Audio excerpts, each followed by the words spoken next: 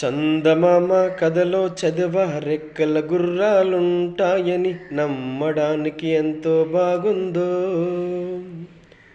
చందమామ కథలో చదివా రెక్కల గుర్రాలుంటాయని నమ్మడానికి ఎంతో బాగుందో.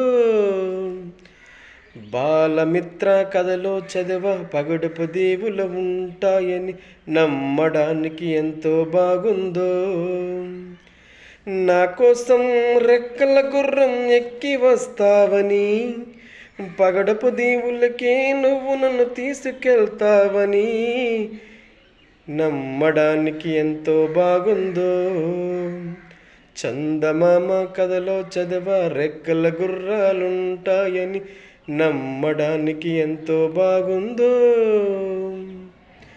నా కోసం రెక్కల గుర్రం ఎక్కి వస్తావని, పగడపు దీవులకే నువ్వు నన్ను తీసుకెళ్తావని నమ్మడానికి ఎంతో బాగుందో. Thank you friends. నచ్చినట్లయితే షేర్ చేయండి, లైక్ చేయండి, ఫాలో చేయండి, సబ్స్క్రైబ్ చేయండి. Thank you very much friends.